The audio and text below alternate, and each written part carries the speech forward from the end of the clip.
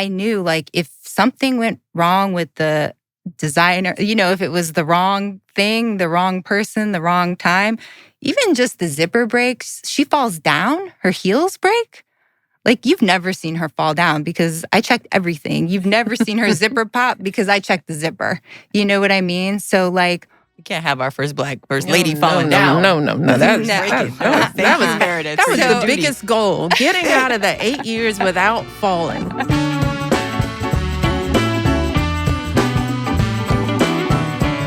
This episode is brought to you by Rivian. Welcome to The Look, a special series on IMO.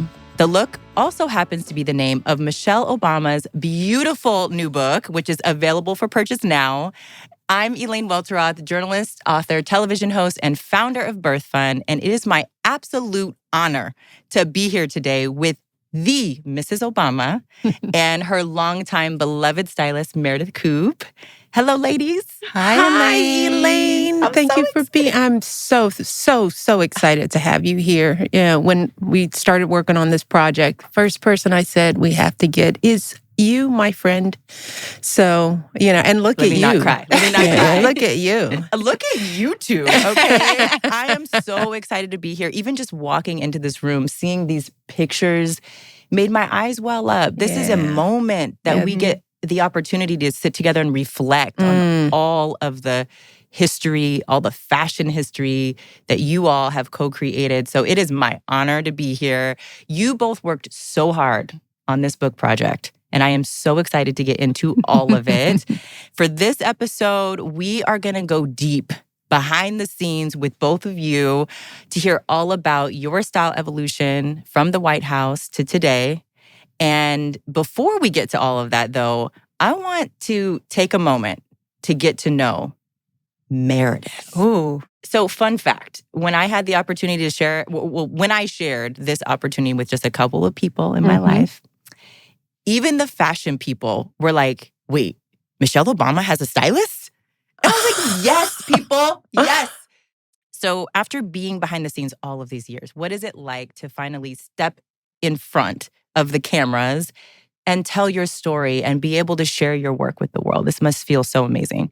Yeah, it's exciting, honestly. I mean, I've done interviews and things here and there, but to have this project that's so much more in-depth and substantive and really speaks to what the work is awesome. And it's my work with Michelle is different, than I would say most stylists, but there's also a lot in common with what most stylists do. So it feels good. I mean, it's kind of scary, but it's good.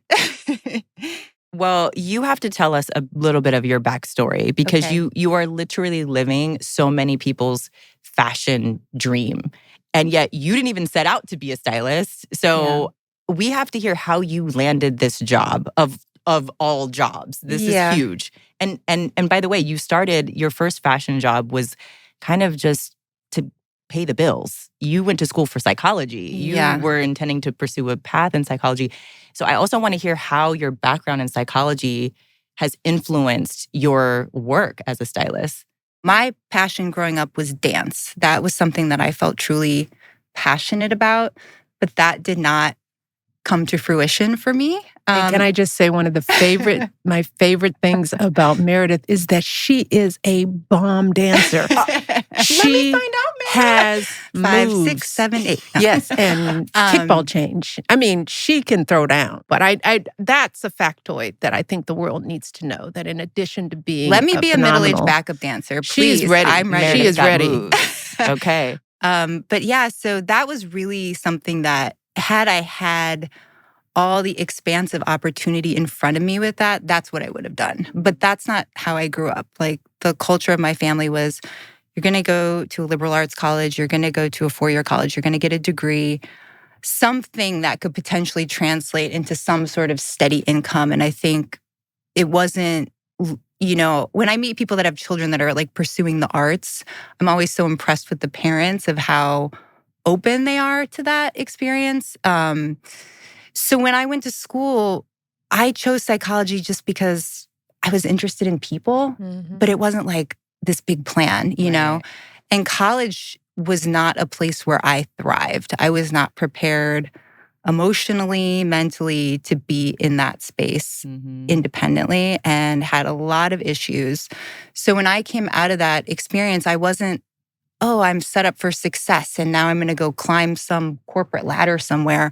I came out like, phew, what are people doing? Like, how old am I? What am I supposed to do now? Like, I think a lot of people have that experience. It's just, you know, with my specific issues and things that I was dealing with, I was like, I just need to get a job. I wasn't about my ego. It wasn't about anything except I want to make money to support myself so that I can just be a functioning adult on some level. I moved to Chicago and I just started looking through ads. And at the time, a lot of those ads were print. They were printed out. Remember the day? I saw this ad and it said sales associate at a high-end clothing boutique. Like, I remember exactly what it said. And then a number. No name. Like, I didn't really know what it was. I didn't really know where it was. I just knew it was in Chicago. And I wasn't shopping at high-end luxury stores. Okay. So I had no reference. So I called.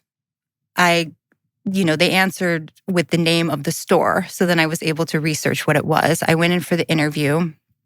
And also just noting that, like, I'd always been interested in fashion. Like, fashion always spoke to me. Clothing always spoke to me. Like, I always liked that expressive nature of it. I always liked playing dress up. I always, was laying out outfits for my mom at a young age. Like, I was always drawing clothes and designs and things. But again, it wasn't something where I thought, oh, here's a model of how I could use that in a career. I had no idea. I mean, that's just the thing about unconventional careers, you know? I mean, you go to college for a broad spectrum and you get the majors that you get. You still learn, you can be a doctor, a lawyer. I always say this, but nobody talks about being an entrepreneur. No one talks about fashion design. No one talks about styling. And certainly not in my community. Not in the Midwest, in St. Louis, Missouri. In the suburbs, like, I just didn't have a frame of reference for it like that. So I went in, I did this interview, and the woman that owned the store was like, sorry, no, like, you have no experience, and so therefore you can't work here. And what had happened was, when I walked into that store, I saw all of these amazing clothes and jewelry. Like, I remember exactly how it looked, where the jewelry cases were, the jewelry that was in it. You walk over here, the gowns were hanging at the end of the rack. And I'm going a little out of order, forgive me. But prior to the interview, as I was walking around looking through, I was just like, whoa, like, this is crazy. I've never seen this in person. I'd seen magazines. Like, I grew up reading magazines. I would go to Barnes and Noble and read the magazines that we didn't have at the house. And then whatever we had, I would read. So I was just like, wow, I want to work here, once I saw that. So when she told me no, I was just like, oh no, I am going to work here though. So I'm working here.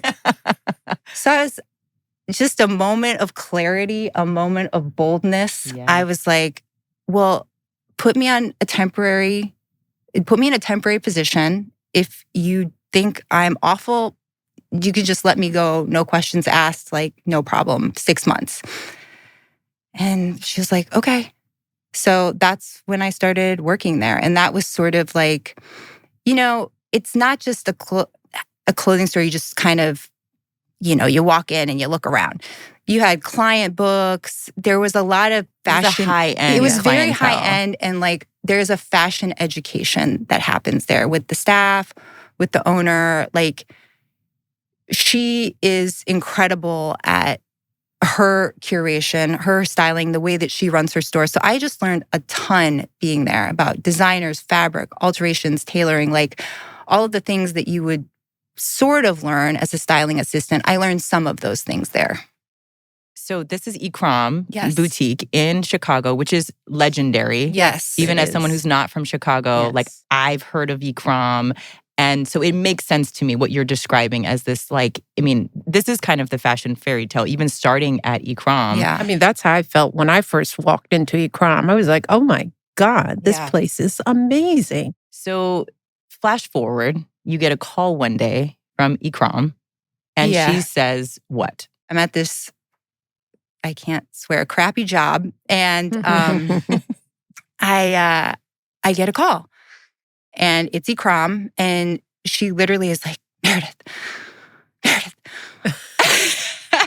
Guys, are you seeing the scene? Are you seeing this play out? I could see this. I don't want to do too much. I'm not going to go too far. But there was like a sense of drama. There was a sense of like, something's happening. Like she's calling me for something big. So she said, I need someone to go to DC.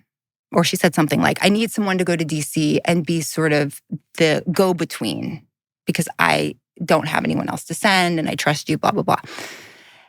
And I was like, huh? Like, what are you talking? Like, what does that mean? What does that look like? It was just out of nowhere. So I'm like, what exactly am I going to be doing? I'm going to be working with Michelle Obama. In what sense? In what context? DC, what, like when, who, what, when, where, how, why, what's going on? And it was just like, you say yes and ask questions later. Say yes or no. Mm-hmm. You have 24 hours. Because I was like, I didn't want to think about it, I don't think that went over well. So basically the next things were like, I was just saying yes to the next thing. I wasn't saying yes to the whole kit and caboodle because I didn't even know what the kit and caboodle was. So I wasn't going to be like, yeah, I'm in, right? I didn't know you. I didn't know anything about anything. You didn't know DC. I didn't know DC. I didn't know like anything. So I just agreed to move forward with whatever the immediate next step was. And I think is a major lesson in life. Oh my goodness. Is just to say yes to the next best thing. Yeah. Don't overthink it. Don't just say yes to the next best thing if your enthusiasm is calling you in that direction, if it feels like the right step.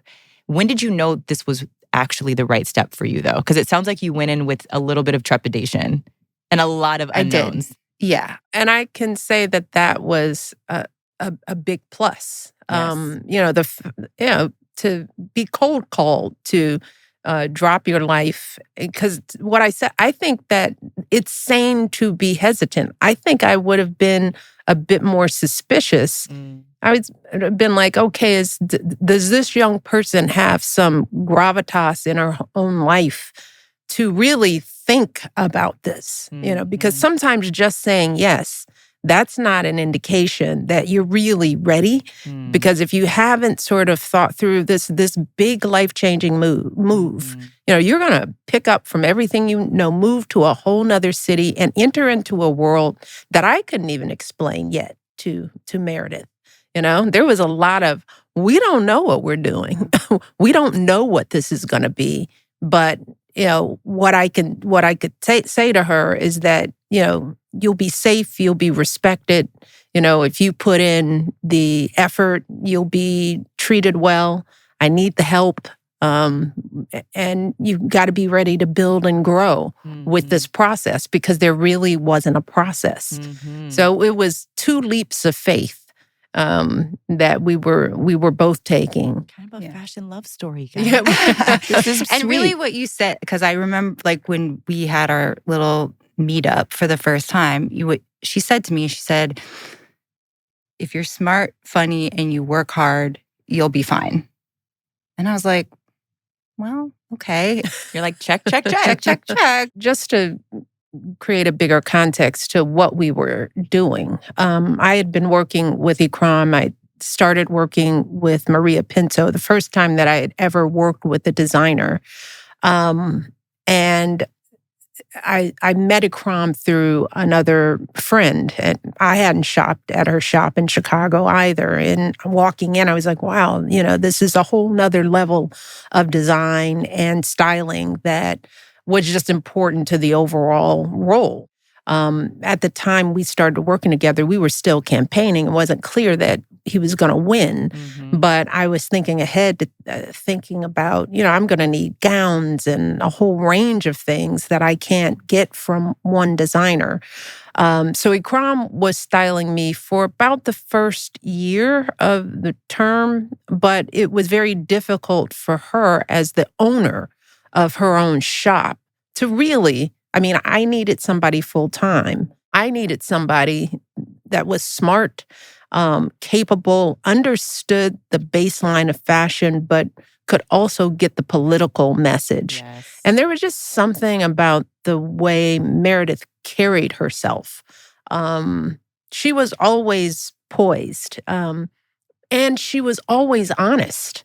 She wasn't selling me on this job. She wasn't sort of telling me a bunch of stuff that she was ready. She was very clear. I don't know about this. I'm learning this, but I could tell that she was a hard worker. And I was like, well, we can figure the rest of it out, So she came on about this. Well, you were always there facilitating, but it was clear that I needed one stylist. I needed somebody exclusively working with me, for me, with a range of designers. And that's when I decided, okay, Meredith, you can do this. Then I had to really tell her, you can actually do this. I had seen her working enough to know that she could figure this out. And I think there may have been a little kind of like, can I? But I knew she could.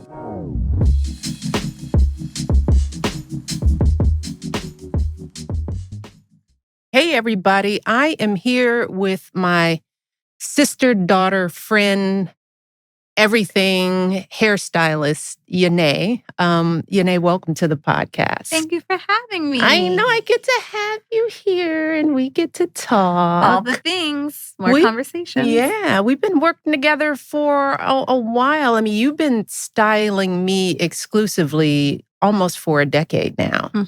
But in the orbit for about 16, 17 years. 16, 17 years. It's been a long time. See, you look at you and you think, well, she's 16 or 17. So you started when you were 8 years old? Yeah, 21. 21. Well, I was a little share baby. with us, our listeners, our audience, your story of how we met and how you came into my life as a baby. As a little baby stylist. Scared baby stylist. Scared baby. We met in 2009. I started doing hair.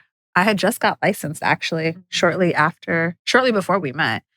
But I had started doing hair when I was in middle school. That's when my interest in the beauty space first peaked. By 16, I decided to go to cosmetology school. And you were like doing people's hair in the neighborhood, your family. I was the neighborhood braider. I had a little salon set up in my parents' garage. That's the funny thing. It's like your parents hooked you up, let you be a little entrepreneur.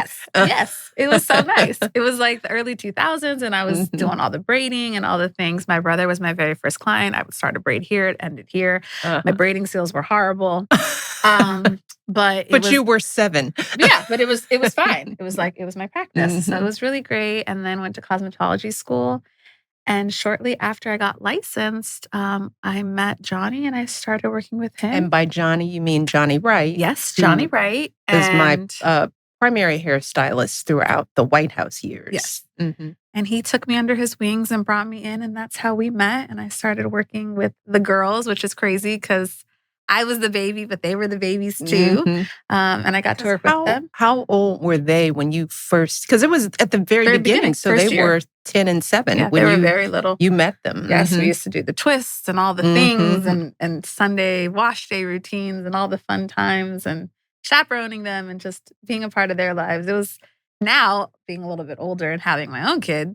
It's like, oh, those were the fun moments. And I remember what that was like when I was in their age and I was, getting my hair done by my mother. Well, that was the beauty of them. You were their big sister. And it was good for them. And you were my big sister. It was all the sisters falling down because you also did grandma too. Yes.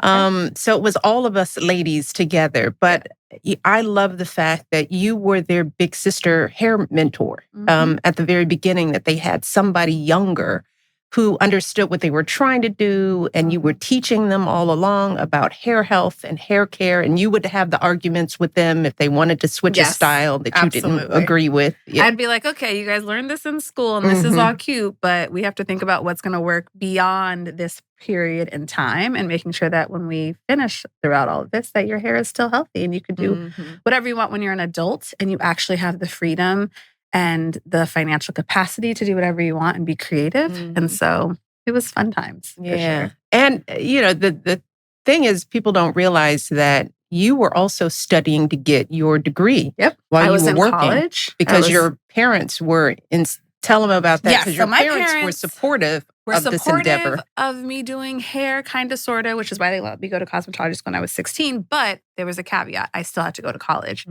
But when I ended up working with Johnny and moving because you guys took office and I packed my life and moved across the country from California to DC, I dropped out of college. And so my parents were like, okay, you still have to go to college. So I did. I went back. Still have to go to college, y'all. Still have to go to college, which, I'm so grateful for because I think that people don't realize that as beauty professionals or service providers, we're entrepreneurs. And it's extremely important for us to have these skill sets and to have the knowledge to properly run a business. And going back to school and getting my degree in business really helped me, which now that I have a salon, it has helped me build the team that I have. It has helped me run my business in a way that is profitable and that makes sense and I'm able to scale.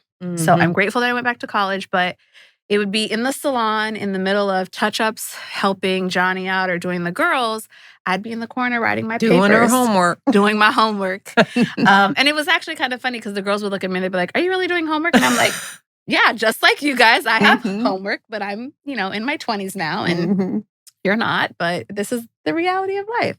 So memories. What was it like for you being that young, entering into that arena?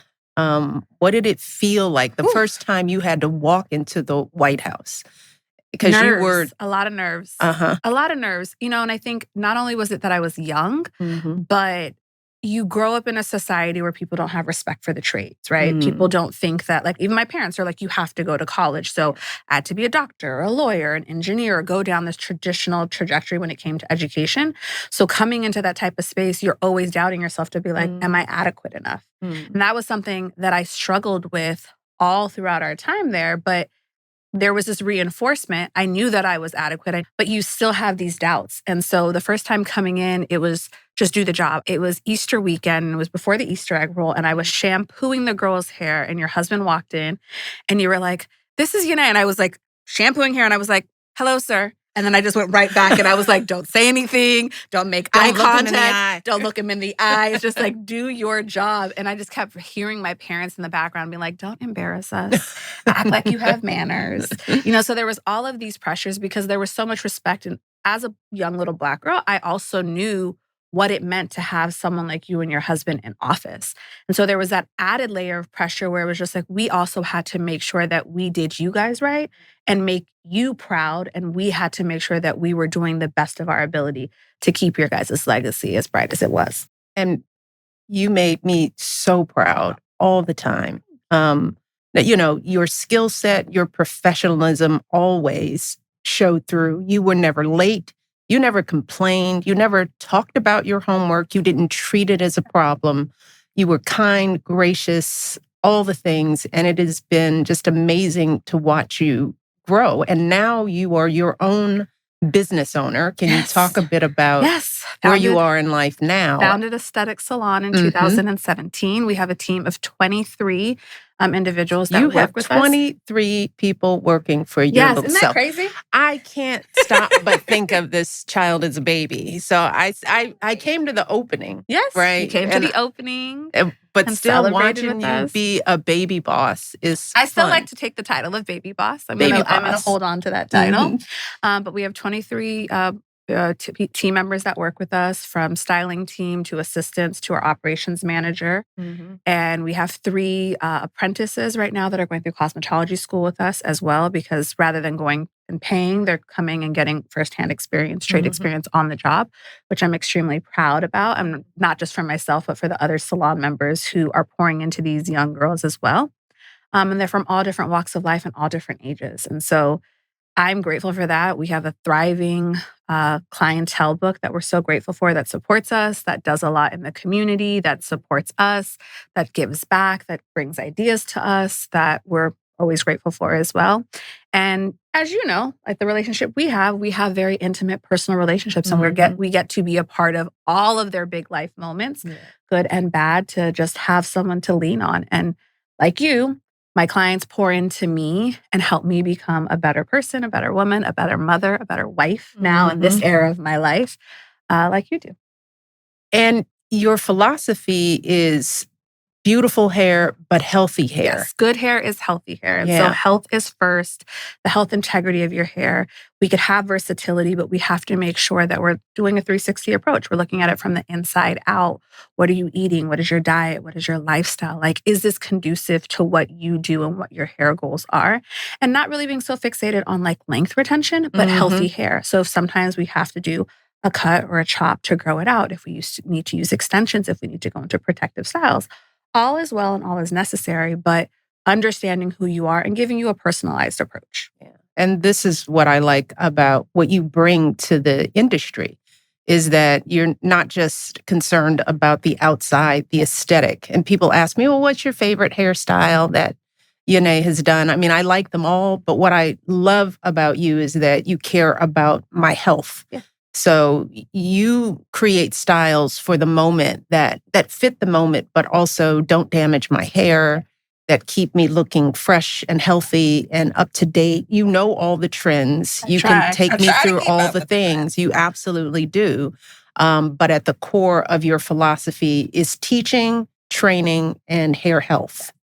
Yes, education is extremely important. And transparency is really important. I think that for so long, women have felt captive to their hairstylist, and they're not able. Say that again. They're not able to recreate things because hairstylists are like, this is my territory. This is my landscape. This is my space, and I have to be in control. And for me, it's like, no, because if a client doesn't come to me every single day, they're in control of their hair, and they need to be able to make it look good regardless, because if someone stops on the street and says, who did your hair? You're going to say my name. So I need to make sure that you have the education, you have the products, you have the skill set, you have the tools at home to maintain your hair, and that your hair is healthy and it works for you.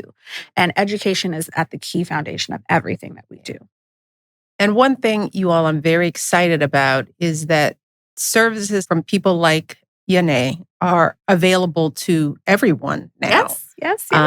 Because of Airbnb and their new special efforts to not only offer wonderful places to stay, but they can access your services through Airbnb. Can you talk about that Not relationship? Just in Washington, D.C., but also in L.A., which is where I'm initially from. Yes. So shout out to California. Airbnb's new platform makes it easy to book services with professionals for all special events, from birthdays to weddings to girls' getaways. You could find a makeup artist, you could find a massage therapist, hairstylist, and even me. All you have to do is search my name, Yane Damtu. And if you're also a hair professional looking to grow your clientele, you too can list your business on Airbnb at airbnb.com/services.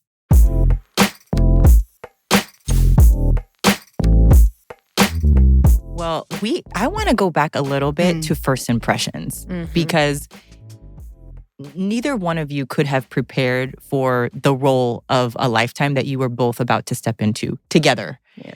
So, not just you being a first lady, but the first Black first lady, that's a unique styling job. That there's certain complexities that no one can teach you that, right?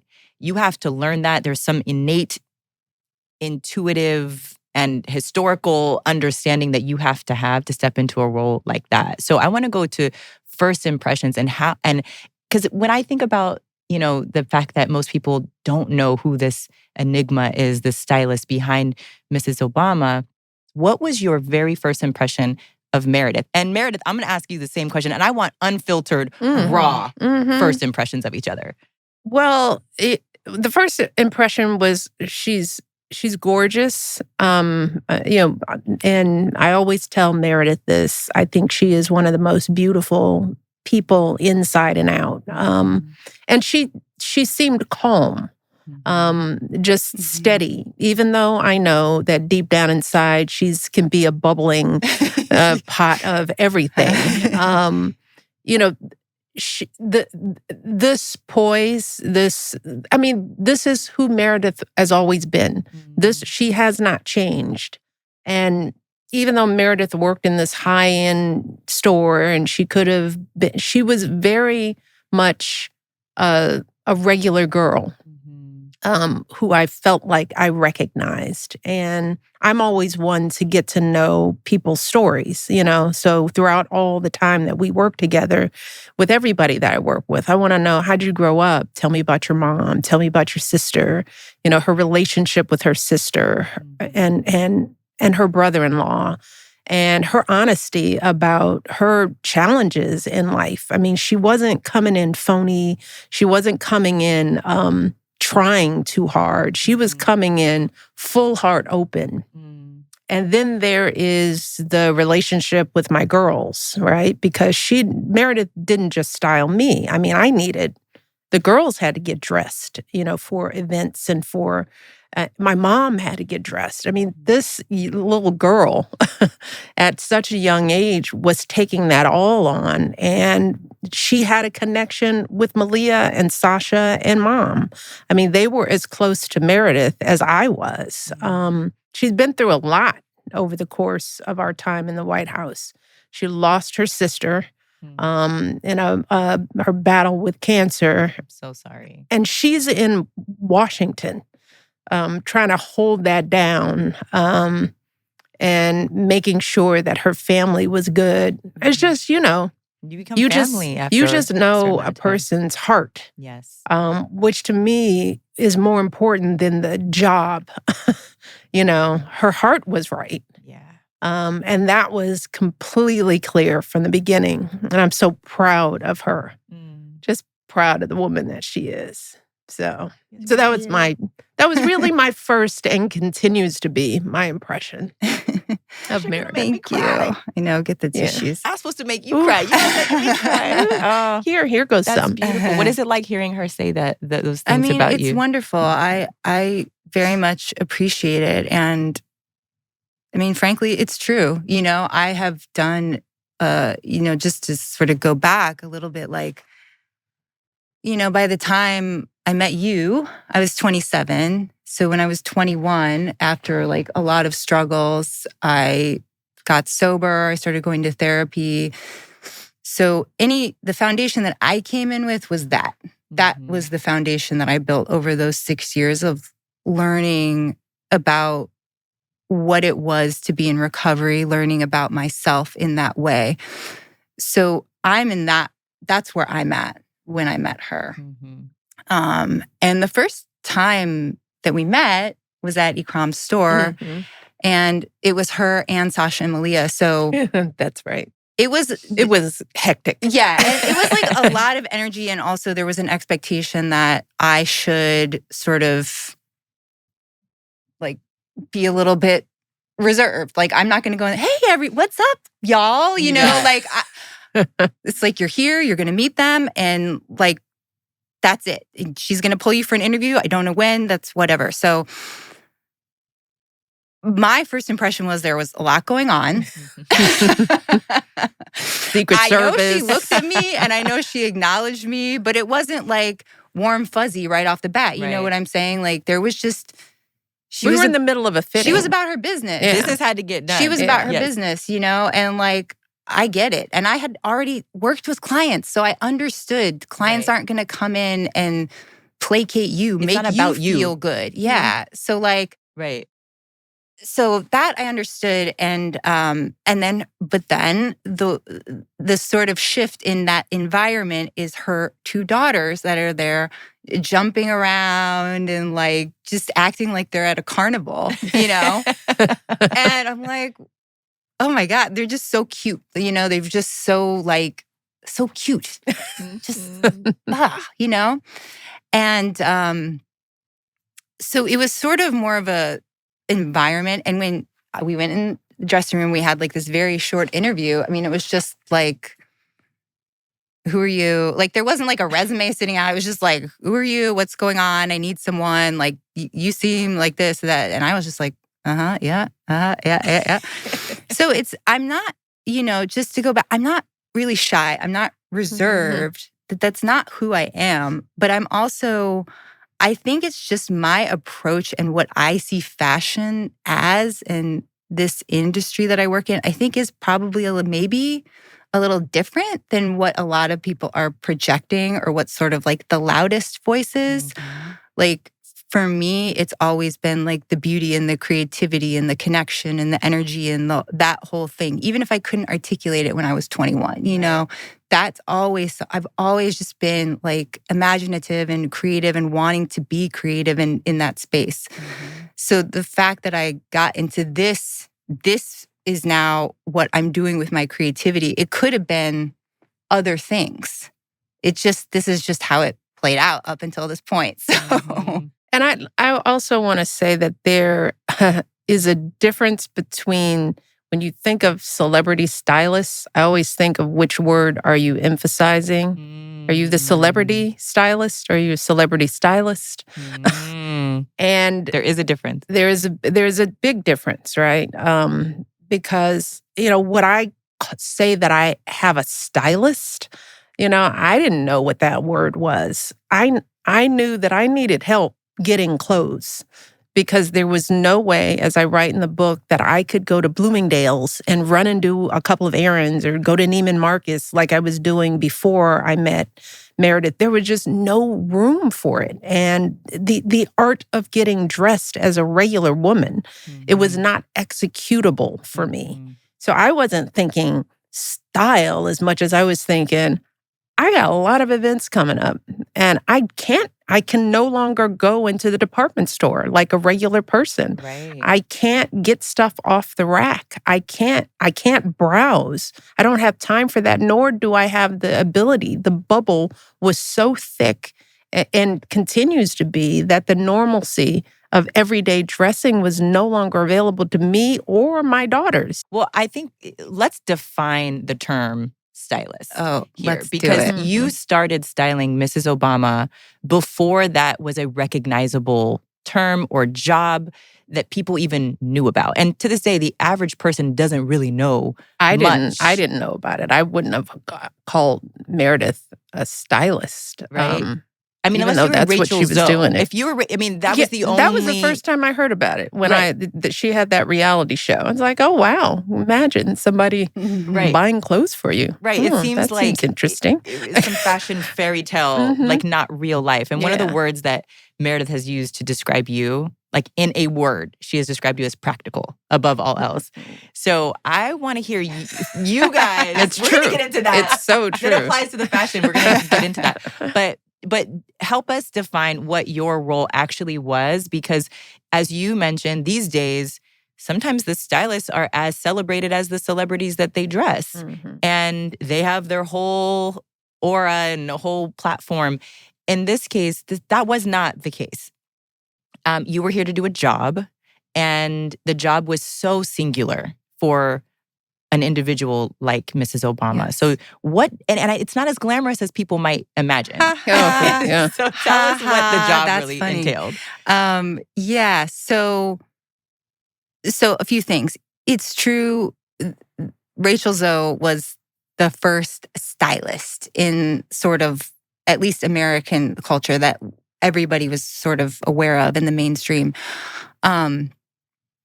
So I watched that show and I knew who she was, and I was like, she's incredible. Like, I love her.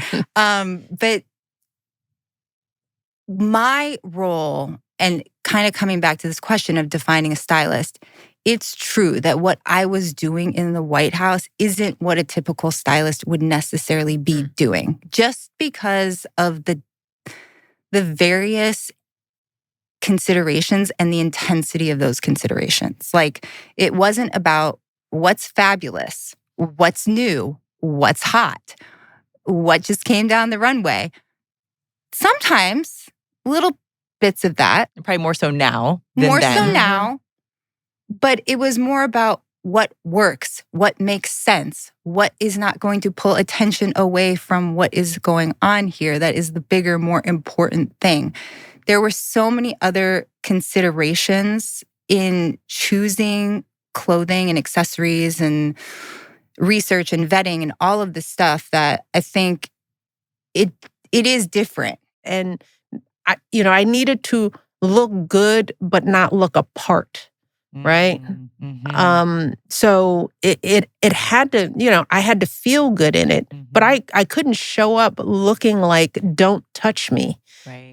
Don't come near. I am so above you. Right. I couldn't do that and sit on the floor with a bunch of preschool kids. Mm-hmm. As I was alluded to, I didn't want my clothes to speak before me. Right. I could never wear anything that wouldn't allow me to hug someone, to drop on the floor, to do jumping, because we were literally because of Let's Move. I would never know when somebody would say, let's do some pushups. I mean, that happened on Ellen. That happened when we went to South Africa and went to the World Cup event, and we did this big Let's Move event. And remember Bishop Tutu, Desmond Tutu, because we were doing all these, we were just supposed to be walking around watching kids do calisthenics and things like that. And he looked at me and he said, I'm going to do push-ups. And I'm like, oh, Bishop, please don't do push-ups. He was like, no, he dropped on the floor. And I was like, I looked over at my team and I know Meredith was like, don't get on the floor. And I was like, if he's doing push-ups, if an 80-plus Bishop Desmond Tutu is on the floor doing push-ups, I'm doing push-ups with him. That kind of stuff would happen all the time. Meredith is cringing in the back. Like, yeah, no. For sure. And also, we were ready. Like, I remember what she was wearing that day. Like, it was just, we were ready. Because by that time, we kind of knew. Like, had to stay ready. Yeah. Had to stay ready. And it was a lot of very unglamorous activities. Well, and then there's also the valet part of what Meredith had to do. Those would be the unglamorous activities. Hugely unglamorous. Packing. Insane amounts of items and things and clothes and color coding them and organizing them. And like, give us a sense, how many events a week, a month? Well, it wasn't so, I don't know how many events a week, a month, but it was more the foreign travel or campaign travel that was like the big, huge lifts of like, and let's be fair, like people do press tours and concerts and all this. So like, it's not that it's out of the ordinary. I guess the situation was because I was working for the government and because there's only so many resources. I was a one person doing that. I was the one packing everything. Yeah, I mean, Rachel Zoe has a team of stylists. Yeah. Law Roach has an entire team. We didn't have that. And we're a one-woman show. And also for structural purposes, this is the difference between the First Lady and the Commander-in-Chief. The Commander-in-Chief, his whole wardrobe crew comes from the military because he is the equivalent of a 5-star general. And generals have valets. They have, people who are enlisted, who are trained to wash, care for, uniforms, suits, so on and so forth. The President of the United States has the same thing when he travels, when he gets dressed. So my husband was assigned 3 valets. The family gets 0. The family is a bit secondary, right? So on the First Lady's personal staff, there was only a position budgeted for one person that could be a babysitter or like a maid or it sort of was a catch-all position, which didn't really fit into anything that a modern day woman was doing. I mean, I was up, as they would call it, at least 3 or 4 days per week. That's just the average week. And by up means, and this is how I would just structure my days, because I was also a mom. And there were also the times when I needed to be at school and going to soccer games and have that time up. And in those 3 days that I'm up 3 or 4 days, we would do anything from The day could start off with me harvesting the garden with kids. And then I would move to maybe a greet with military spouses, and then go to a tea with a set of ladies, or give a speech in the executive oval on healthy eating. And then I would leave and maybe go visit a high school. I would get all that done in one day. And we would have to be prepared. That might mean I'd be changing my clothes 2-3 times a day. And so Meredith would be responsible for getting me ready for each of those looks, each of those days, getting those clothes ready, getting them fitted, getting them to designers and back, coordinating fittings for me within that schedule, because then you have to still sit and fit for clothes. I had one person to do all of that. That person was Meredith. And she had to procure it. She had to go out and do the research and find designers and see who were the latest and greatest. Who were those new up-and-coming minority designers? And I don't even know how she did that, or when she found time to do that, to get on the phone and actually procure clothing, to set up for the fitting, to get ready for those weeks and months of things. But here's what I didn't have to do. I didn't have to worry about it, because this little kid from Missouri, somehow handled all of that.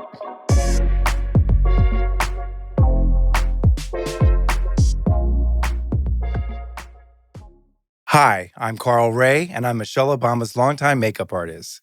Working in the beauty industry, referrals are everything. I've really made a career through word of mouth. Referrals can come from a radiant bride I just worked with, or from clients attending galas and events. They receive compliments and they're asked, "I love your makeup, who did it?" Word of mouth is great, but it would have been so much easier to have Airbnb when I was coming up. Now, as a service professional, you can list yourself on Airbnb.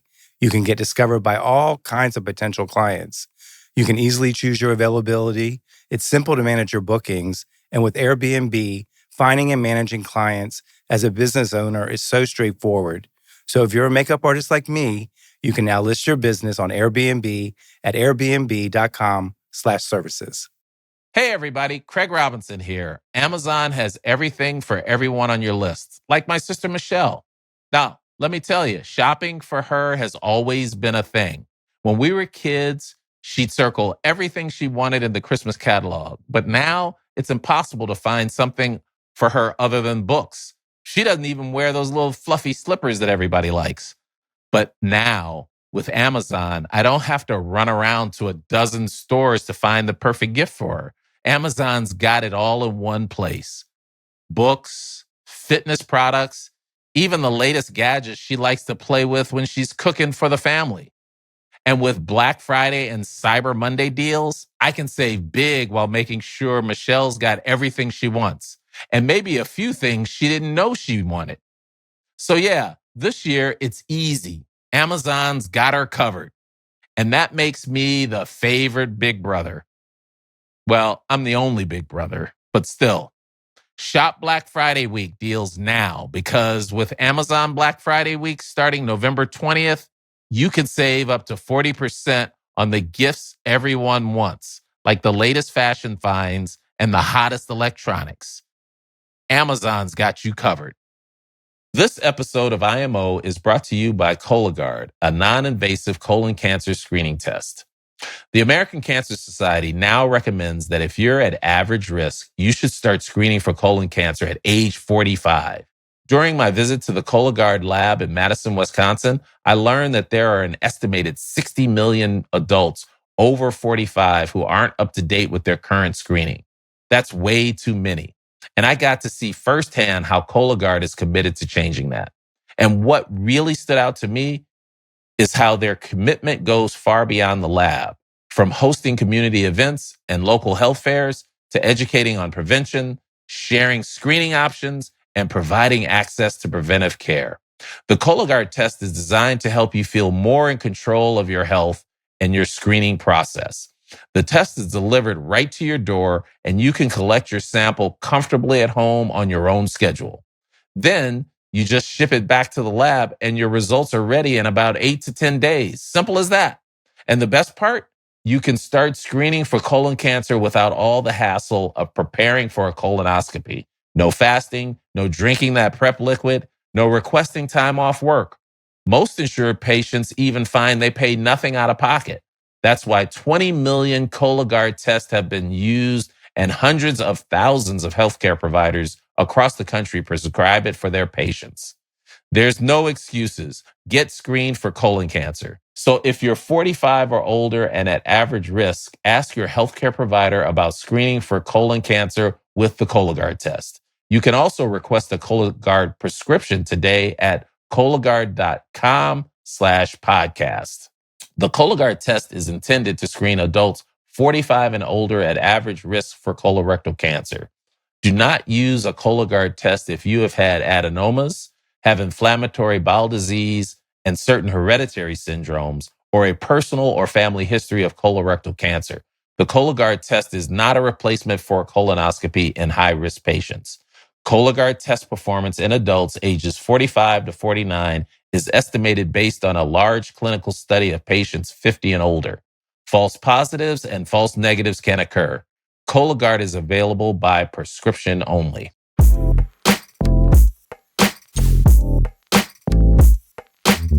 I'm sure there was so much pressure on getting it right up front that by the time you left the door, you had to let it go. The biggest decision I write about this in the book was the very first time we went to the Grand Canyon. I write about this, and we're on Air Force One because the schedule kind of screwed us up, right? And this is sometimes when it's me on my own, I control the schedule, fashion, and all of that is factored into the schedule. Mm-hmm. When I'm with the President of the United States, I'm on his agenda. Mm-hmm. We're told we're supposed to go on a hike in the Grand Canyon, right? We don't know anything more than that. This was at the beginning of the term, too, where we really didn't realize that we have to really know all of the details. We can't just we're going to the Grand Canyon. Because we're on Air Force One about to land, and he's going to then go off and give a speech somewhere. So we are sitting with this dilemma. What do I wear off this plane?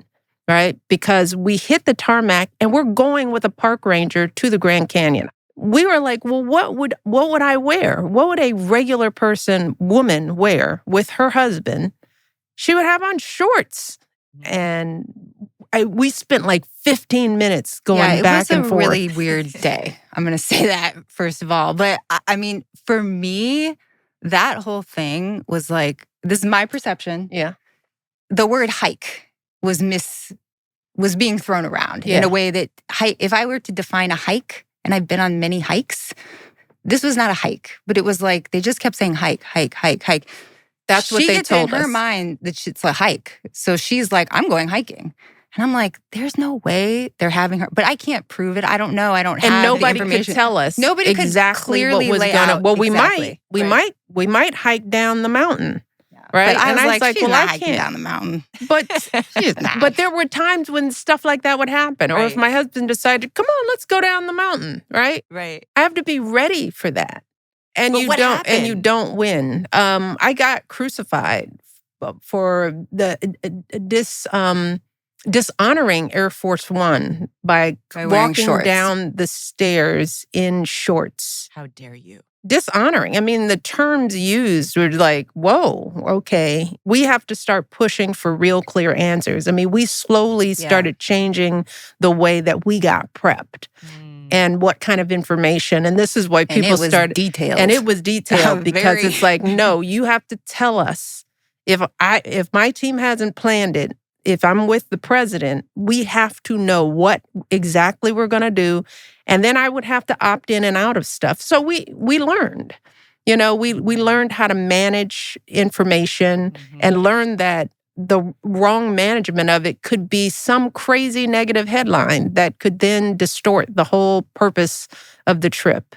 And that kind of stuff infuriated me, actually. It really did. And it's wildly unfair. Well, it just is pointless to the bigger issues of the country. Right? It just seems like the people who are sitting at their desk deciding to write about a pair of shoes, again, we've lost the plot.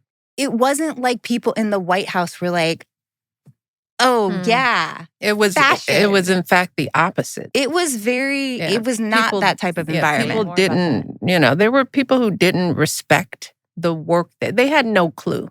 I mean, of that pressure that is on the First Lady. And I will say the First Lady because it's a woman's burden of getting up every day and showing up in a readied way. And the women who work in the White House, I mean, many of them were, struggling as well, especially on foreign travel. I mean, one of the things that we had to do with the State Department, which they failed to understand, is that we needed a lot of really important details to make the fashion on foreign trips work. Because you have to think about colors. What colors prints could be insulting, could be inclusive.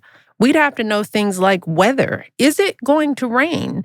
Because you can't show up with a silk blouse if you're going to be standing in the pouring rain. The pavement, cobblestone versus grass versus, all of that kind of stuff, which Meredith would have to, alone, push to get this, what seemed like meaningless information from high-level officials that could make or break the whole trip. So many powerful women, especially women of color, related to your journey. And the tightrope walk of even having to decide with such discernment and so much intention what you put on your body, how you do your hair, how you present yourself to the world. I knew, if something went wrong with the designer, if it was the wrong thing, the wrong person, the wrong time, even just the zipper breaks, she falls down, her heels break. You've never seen her fall down because I checked everything. You've never seen her zipper pop because I checked the zipper. You know what I mean? So we can't have our first lady falling down. No. That was Meredith. That was the biggest goal, getting out of the 8 years without falling. I was like, woo-hoo. Because really, nice work, Meredith. When you did tightrope, sometimes it literally was a tightrope. A set of slippery stairs. She's walking down in 3-inch heels or whatever. So, yeah, it was really just keeping that all in mind, and also I didn't want to bring any negativity. I was like, let me not be the one to bring negativity into this space. Just for listeners who don't really have context, the role that you are describing doesn't exist. This is one of one. You are one of one. So I want to give you your flowers. And now that we understand the practicality, the logistics of the job, I want to talk about the creativity and the storytelling, because I know that that's what makes your heart beat. That's what gets you up in the morning and makes you excited to do the logistics, and you're kind of like a professional schlepper in addition to being this incredible visionary stylist. So let's talk about the storytelling, because that is such a big part of styling, and the two of you have woven together this incredible fashion narrative over the years together. Talk to me about what were the stories you were trying to tell, both in the White House and after? Yeah. I mean, it's different for everything. Everything is so specific. You relish the moments of the state dinners or, the events where you feel like, okay, we can have a little bit of more fashion and not feel nervous about it, not feel like, oh, this is going to take away from something. It's part of it, Yes. It's part of it for a first lady to show up looking beautiful, as a representation in it. They're waiting with bated breath to see what she turns up absolutely. So it's true. There were a ton of I would say, even now, logistics just take over everything. I feel like in creative spaces, unless you have a certain setup, which I don't know a lot of people that do.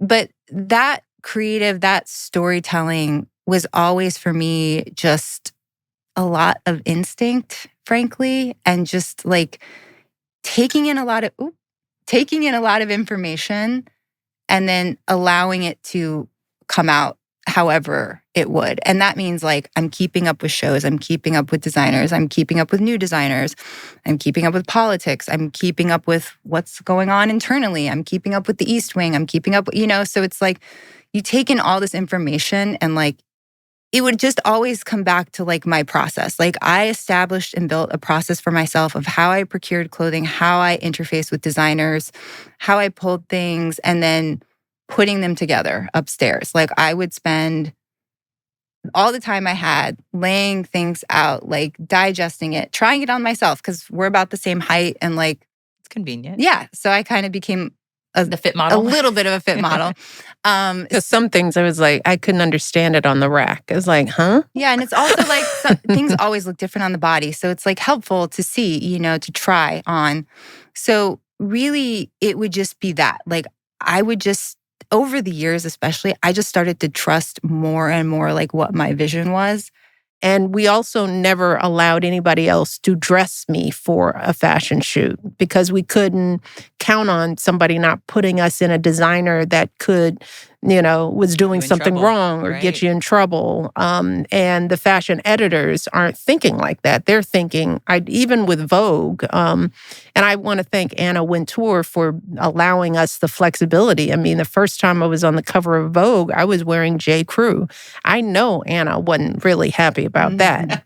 But we were also sending a message that this Vogue cover was about something bigger than fashion. And fortunately, every editor understood that, So while there were those that took it too seriously, we had so much support from the fashion community, the fashion industry, as they got to know us to understand this bigger story that we were trying to tell. And we got a lot of really good support. Yeah. Well, I can speak to that as a fashion editor at the time. Yeah. I don't know if you would remember this moment, but it was my first shoot ever. I remember for sure because it was Essence. So it was Ebony. It was Ebony. Your first solo Ebony cover. I wore that feather. Yes, your black McQueen with the McQueen suit with the. But the fun backstory here is that. And I don't even know if you know this, but before you arrived on set, we had racks for you and custom made pieces. And the stylist was just, stressed. Oh, poor thing. And then minutes before you arrive, we get this phone call and we hear she's going to arrive in her own clothes and she's going to shoot in her own clothes. And while it sent the stylist in a tizzy, my boss, Harriet Cole, who I have to shout out, took it. She had a big smile on her face and she said, that's what we're going to do then. We are pivoting. There was something so incredibly awesome about that. From the very first moment that you stepped on the scene, you redefined the terms of how you were going to play this fashion game.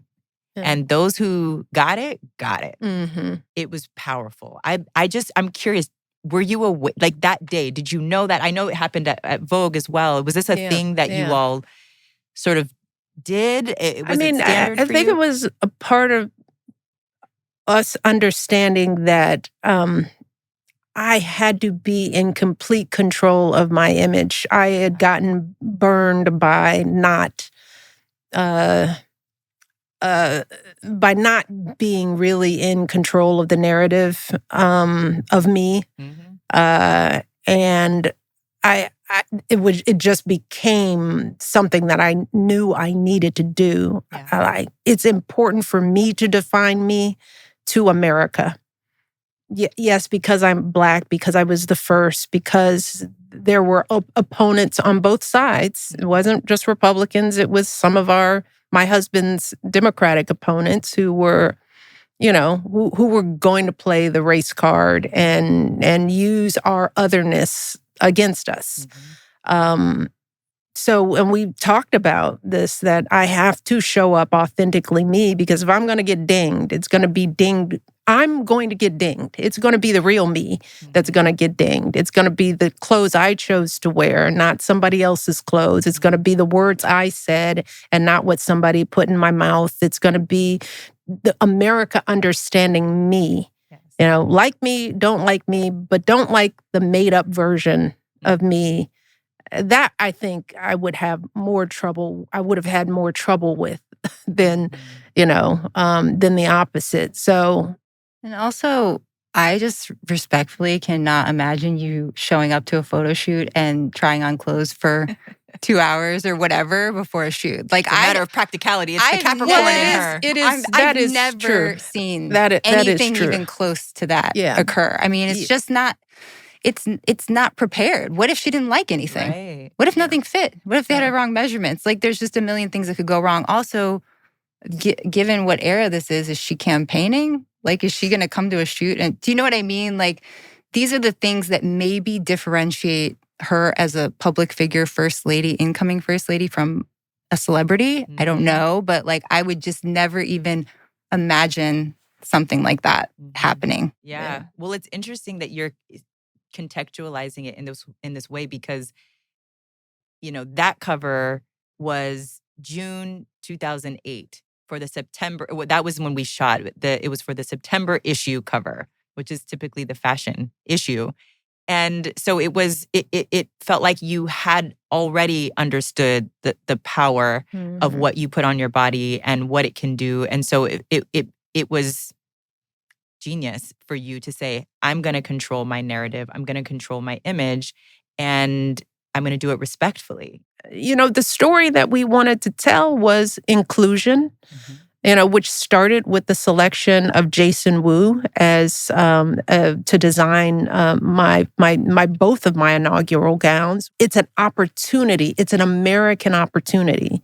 So we wanted to make sure that dressing me, which was a big deal, we knew, became an American opportunity. Yes. It became something that all designers that could aspire to if they were ready for it, right? So if I have the body that is going to sort of showcase it, I felt it was my responsibility as the First Lady of the United States of America to wear American designers. That was an easy thing. We never ran out of wonderful things to do. And we believed in the immigrant story of which is part of the American story. I will say it and continue to say it. We are all immigrants in one way, shape, or form. It is the foundation and the basis of this country. So being able, and that is so true in the fashion industry. We would not have the clothes on our backs if it were not for immigrants coming here with tools and skills and the abilities, as all of our ancestors did, to make this country what it is today. And better way to hail them than to bring up the Jason Wus and the Probols and the Maria Cornejos. I mean, what a powerful way to talk about fashion without talking about fashion. If there was a mic, if I could I would just drop it on the floor right now. That was so riveting. And I remember vividly living through those. That was fashion history. And while you weren't trying to make it the story, it was a huge story for folks like me in the fashion industry and for anyone. I mean, speaking about your influence on fashion, I think about that White House black market dress that you wore on The View. It was, I think, $137, $127, $24 or something. Sold out at their over 300 stores. And then there was a 2.5-month wait list for that dress. I mean, the incredible influence that you had cannot be understated, although I know that you all are so intentional, and that's what I love about hearing more about your process.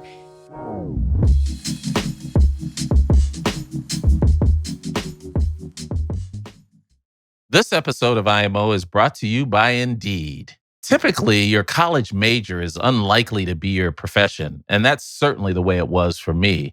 So it's really important to be extremely flexible and open-minded about what you're willing to pursue.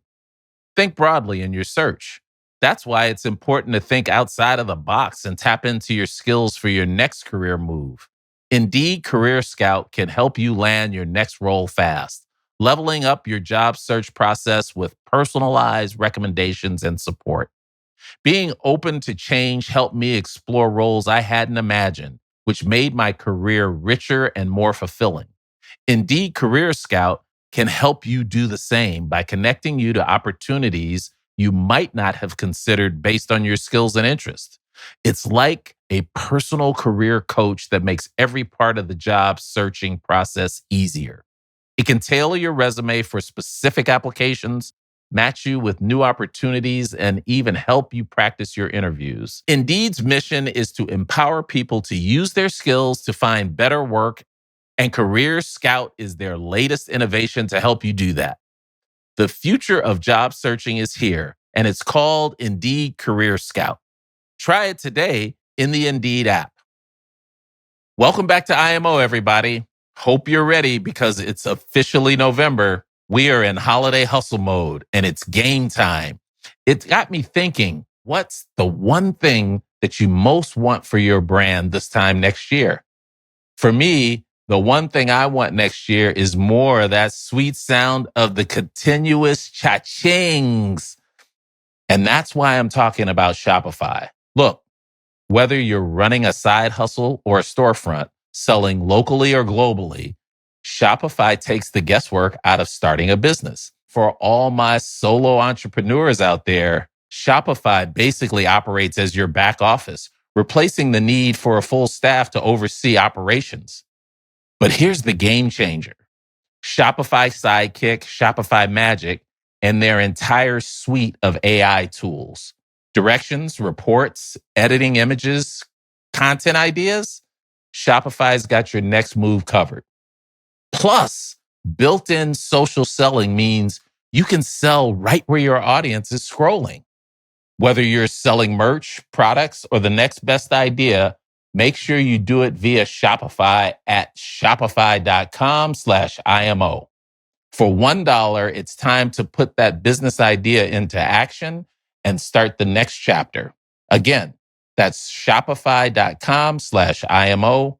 One link that has the potential to change your future. Sometimes you just need a little boost. Nothing wild, just something to help you stay steady through the day. Between shuttling the kids to sports, recording the podcast, and even traveling out here to DC for recordings, I like having something easy to keep my energy up. That's why I go with Well With All Energy. It keeps me feeling good and energized while I'm on the go.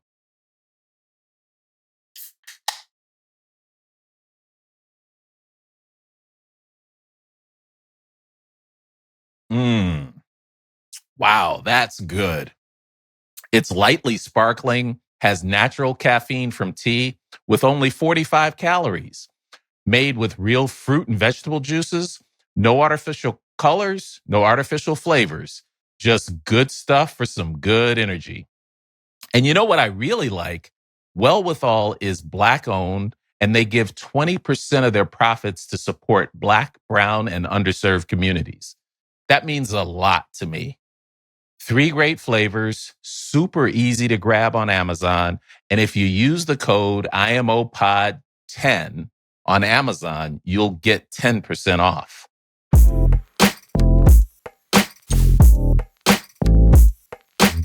We have to talk about post-White House fashion because you're saying, at that time, you were not representing yourself. Yeah. But now you are. I am. And all of it, right? Your style evolution has just captivated so many people who love fashion and those who maybe weren't thinking about fashion until they saw how good you looked at your book tour. So for me, as an outsider, your becoming book tour was really kind of this defining moment in your style evolution where you stepped out and said, honey, I am going to wear the Balenciaga boots that are thigh high, that are sparkly with the yellow dress.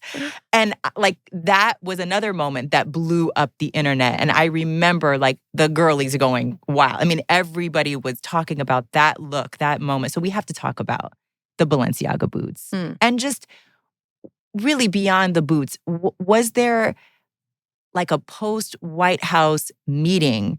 Was there a mood board? Was there like a decision where you're like, my handcuffs are off, let's go crazy, let's have more fun, let's be bolder? What was that conversation like?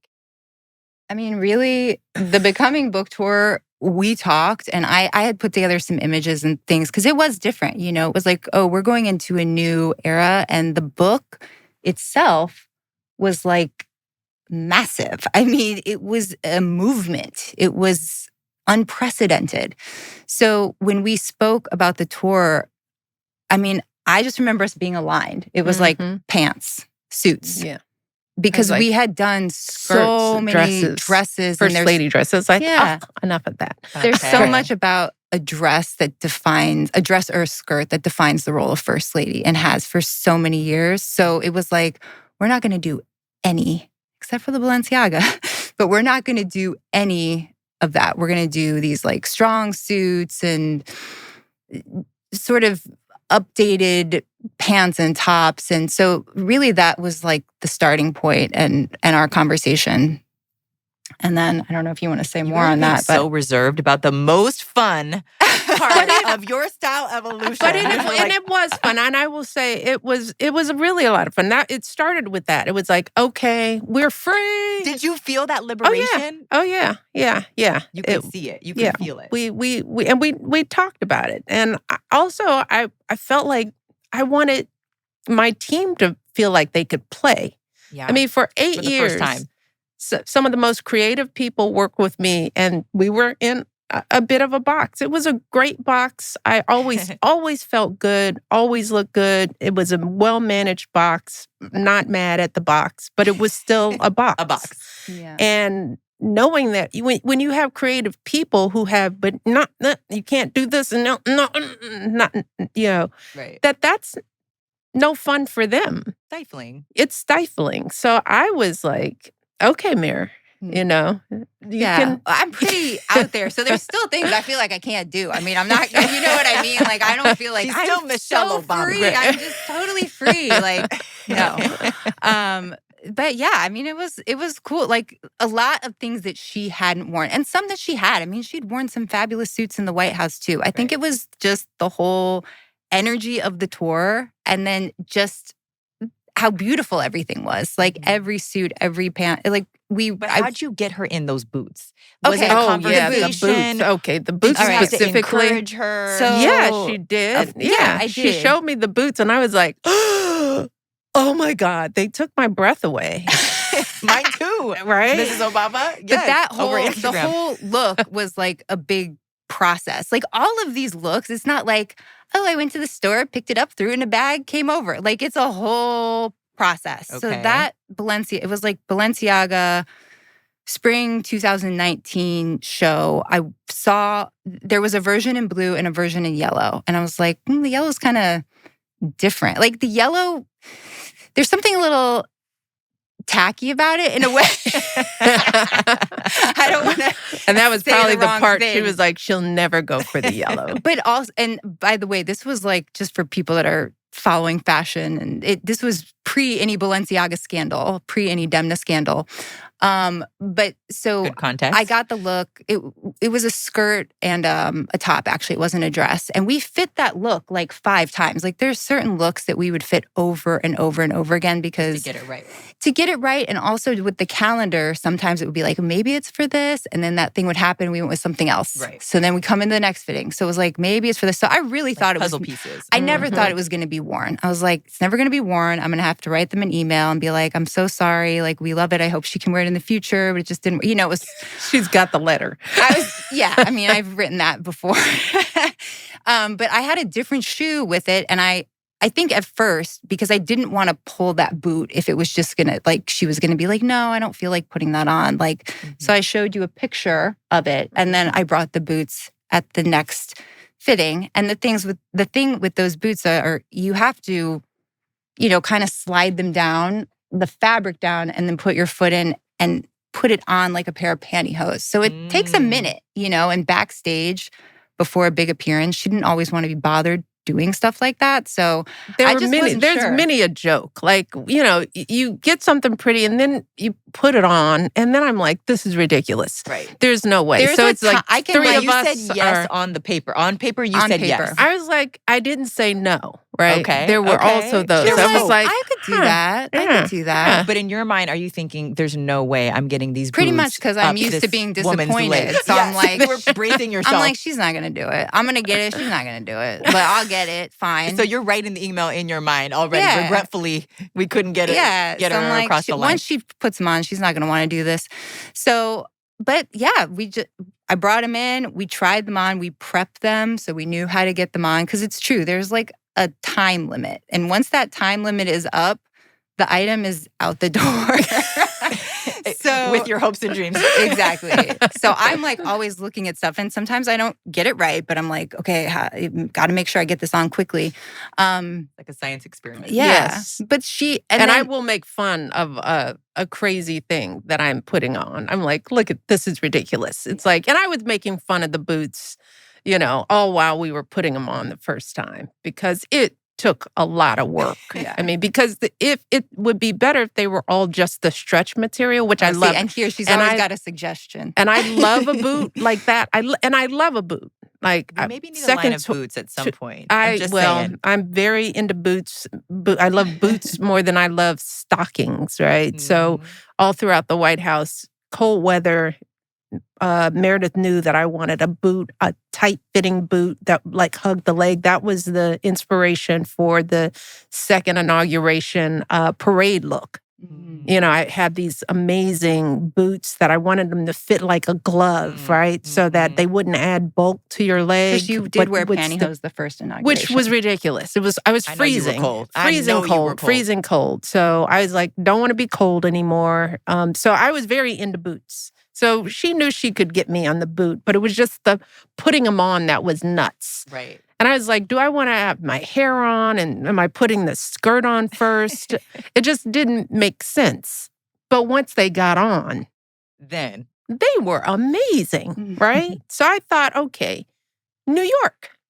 New York is a place. Like, I wouldn't have done that Sarah in Jessica Parker, a.k.a. Carrie Bradshaw. Like, that's the moment you break those boots out. Fashion over the top, right? Yes. I mean, I wouldn't do those boots in Colorado, right? I mean, you also think, you want to be special. But I was like, we could get away with this in the New York show. It's a big enough arena. The boots won't look like, a sore thumb in the middle of because I also think like that. Is it too much? No, it stole the show, though. Even in the on that massive Barclays stage. And there wasn't even a good picture of the boots. Like, there wasn't. I saw a lot of good pictures of those boots on the internet. Did you really? There were the pictures weren't even that great. So I was surprised that people even really registered it because they were like from the side. She was, they weren't like posed really super, super high definition clear photos. Right. So I was just like, people even gonna like see this? Like, it's in our mind. Yeah. It's in our memory. It's in there. Yeah. Exactly. Yeah. I know Barack is like, where are those boots anyway? Mr. Obama enjoyed those boots as well. What'd you do with those boots? Bring those back. Are those in a museum somewhere? Let's call those in. Have some fun in those boots. But on those the are the boots. Yes. We also need to talk about the Stuart Weitzman boots during Biden's inauguration because you told me a fun story about these boots that it's not really fun. It's right. It's not fun. It's a little dark. But I do think it's relatable in this moment. And I think it speaks to your practicality as a Capricorn. Yeah. But also this moment that we're in where we all are sort of feeling a certain uncertainty in the air that maybe you felt at the inauguration just after we all know what happened, January 6th. And there was this feeling in the air of we might have to run. Yeah. So tell us the story behind the boots that you put her in that day and what was going through your mind. This is the psychology piece of your brain. Well, so... I mean, it's the whole look, first of all. So we did Sergio Hudson, and he's amazing. And it was just that moment to me outside of any of the context of the politics. It was such an amazing moment for him as a designer. And I was so honored to be a part of it. But And we had prepped that look around the demands and uncertainty of Inauguration Day anyway, which are really about being cold. So it's always freezing. I had like multiple sweaters with multiple closures and multiple layers underneath and everything you could think of in case it was this temperature or that temperature. And then the shoe, I had Stuart Weitzman pumps or the boots. And when we were in the fitting and talking about it, she said to me, I want to be able to run. I was like, whoa, okay. Wow, that's intense. But I had already, I already prepared a selection of options. So it was like I had them there, but just putting it into that framework. Mm-hmm. And I didn't go to the inauguration. You only went with one person, I think. And even that was by design, right? Yeah. For your own safety. Yeah. So that was different because normally we would always go, like hair, makeup, we would always go to a big event like that and be in the hold in case there was any issues to touch her up and anything like that. And so yeah, that was a crazy year. And she was wearing a mask as part of the inaugural festivities, which part of the ensemble. The ensemble, the mask. But it really, and not right. to like, not minimizing or anything a mask, but it did sort of set the outfit off because nothing like a mask. It really did bring all the really bring out the hair, to the hair and the outfit. Mm-hmm. But without that mask, it would have just been a suit. It would have been good. It would have been good. But that really, like, it just brought all your attention to those elements key pieces in a way that the look hadn't happened before because that hadn't happened with her publicly before. So, mask was custom made. Christy Rilling, shout out. Okay. Well, luckily you did not have to run that day. Thank goodness. But we were prepared, and that's half of, the fashion story. One of the fashion stories was be ready, be ready to be able to do the job, right? Yeah. And I would never in that moment whatever say, the job is. I would never in that moment be like, oh no, you really have to wear this 4-inch stiletto because it's so gorgeous. Like I would never, do you know what I mean? Like, so I think that's why you lasted all these years, girl. That is one of the points of this conversation of like, why these things matter more. Yes. Why these are bigger. Why you can't, we've talked several times about being bogged down by different elements, whether it's fashion or haters or whatever. Like it's so easy to get bogged down by all of that. So, and the other part of the story was my comfort, right? And that's a big part of 100% the fashion message to women, to all people, but to women in particular, because, fashion can be fun, but it could also be a straitjacket, right? I mean, when tiptoeing around in heels that hurt your feet, in clothes that are slipping off, in things that don't stay up, in corsets and I've done it all. The chain link Versace gown, beautiful, one of my favorite gowns. That gown weighed about... I found out, and it's in the book, but I can't recall. Like 10, 15 pounds. You have to read the book to find out. It's in there. And I had to wear that for 3 hours, stand in a photo line. I had to, dance in. I had to, it's not a one runway look. It's not a going on the red carpet and sitting at the Emmys. I mean, I'm working at a state dinner. And luckily I'm in shape. So I have done it, I've done it all, right? And I believe in that beauty and sometimes the impractical beauty of fashion, right? Yeah. It is fun, but like for most of us as women, I want to promote us feeling good in the clothes, not I want to wear the clothes. I don't want the clothes to wear me. And I think, I want to encourage women to, make choices about fashion that are good for them. And I think that that's something that we did for 8 years and beyond, that I didn't wear it. And if I didn't love it, if I didn't feel wonderful in it, because that's the way fashion disappears and becomes a part of your story. Like it's not wearing you. And so because of that, I could focus on kids. I could focus on the military families. I could focus on the people who were right there in front of me. I could hug somebody, wrap my arms around somebody, have somebody cry on my shoulder, and not be worried about what I was wearing. And that helped. That helped with my authenticity, right? Because ultimately, I'm a woman who loves clothes, but I'm a woman who loves. And that, to me, Meredith helped me find clothes that let that shine through. Yeah. And I want us as women to embrace that, to have that be the first thing that we think about when we put something on. Mm-hmm. Does it make us feel like we can love? Does it make us feel like we can just be our true selves? Mm-hmm. And I had to be that for 8 years. Mm-hmm. I couldn't do the job wearing some costume or tiptoeing around in something that was on point, but not me. Yeah. And the brilliance of Meredith Koop was that, and that's maybe this is her psychology degree. I think a lot of it is her upbringing. Oh, that was a question I forgot to answer that you asked me. I forgot.